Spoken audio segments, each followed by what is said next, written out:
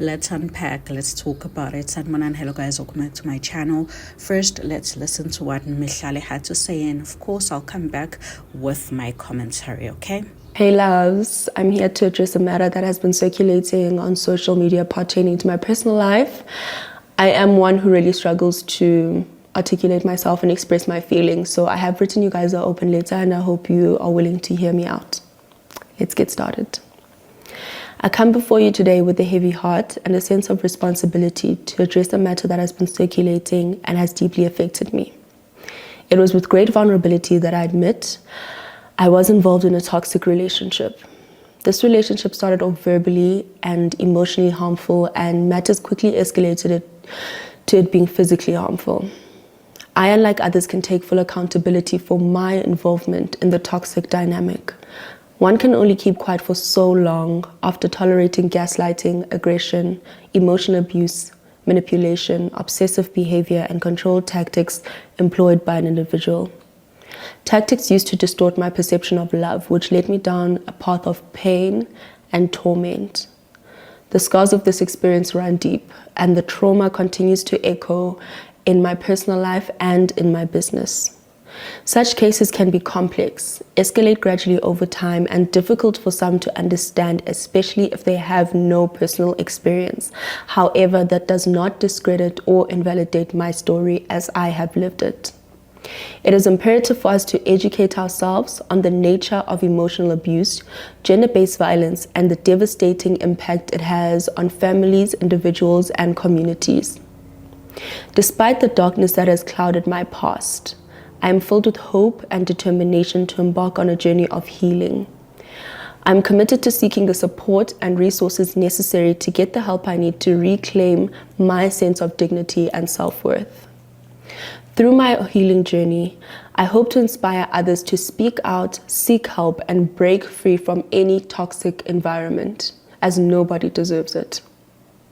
Thank you so much for listening, guys, and I really would like to humbly ask that you respect, support, and understand me as I navigate this challenging journey towards healing and empowerment. And to everybody who has reached out concerned about my safety, my well-being, and sent words of encouragement, they do not go unnoticed, and I truly do appreciate it. Thank you for hearing me out.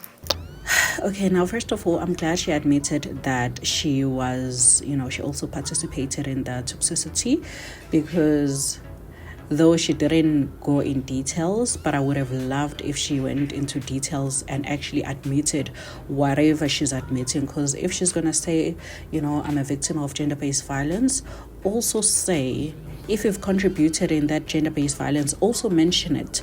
Because now you don't want to paint yourself as a victim, but you've also contributed. I think she was very smart on how she did her statement.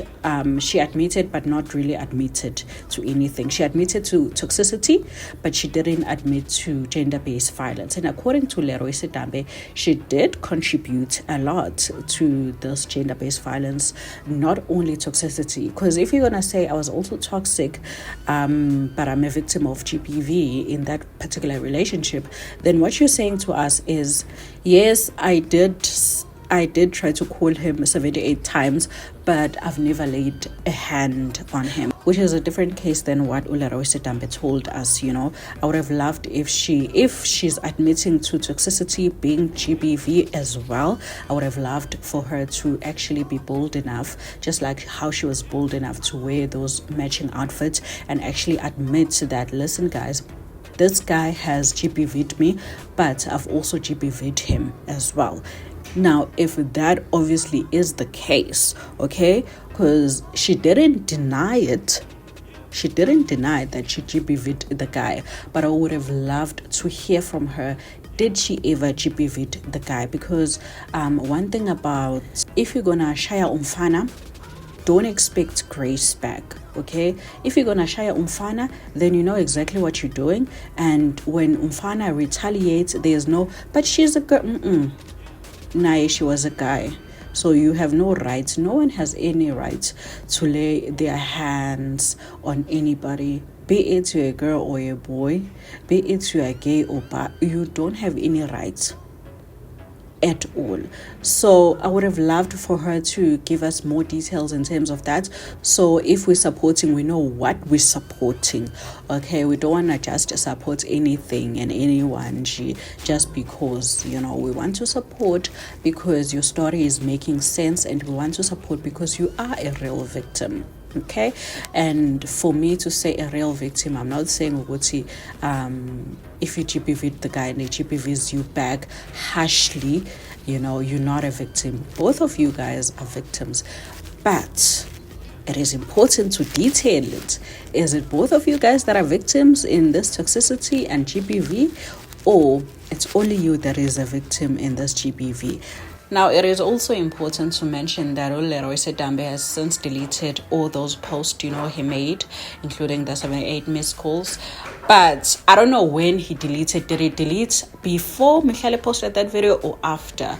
I would have also loved to have more insight on that. Now, it is also important to mention that the only person who has bruises and scars in all of this is Mihlali, okay? So it's important to highlight that as well. In as much as Leeroy told us whatever he told us, but nangu Mihlali efika namascars, and she's telling her side as well, you know. Obviously, Mihlali is going to be guilty before even proven innocent. Her case is different because here she was wearing matching outfits with this married man, parading with this married man, you know, publicly so.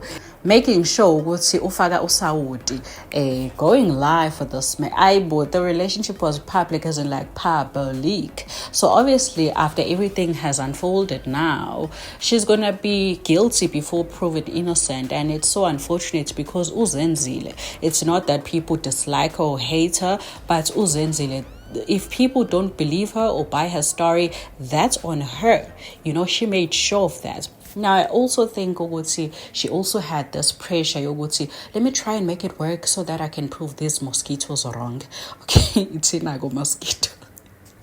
And the wife, so I can prove them wrong. So she stayed, even Segu toxic, she stayed even when she did not want to forgive the guy. She stayed for her heart, and she stayed for her pride. Angazi ke pride ingenaphi noma isidima sesiphuma phi ke manje, because we've been searching for this pride, we've been searching for this stigma, and we couldn't find it because it's one thing dating a married man and keeping it hush hush or low, but actually parading with a married man like that, honey, and unfortunately you have influence. So now we have ama side chicks amaningi ayenze the very same thing you did, which is not really a good example. Yeah, shame, Mihlali. Hopefully you are able to get your stigma and your dignity back. Yeah, man. I don't know if you can erase this, but listen, man. Bonang was able to erase whatever that happened, that unfolded between, you know, her and our late AKA after DJ Zinhle, you know, exposed them publicly and how she was hurt, you know. So if Bonang could do it, you can also do it. I believe in you, Hlali. You will do it, man. You'll get your stigma back. Bonang did it. Okay, it was in aka when married, but listen, man, the relationship was marrying. Okay, so you'll get your stigma back, Hlali. Okay.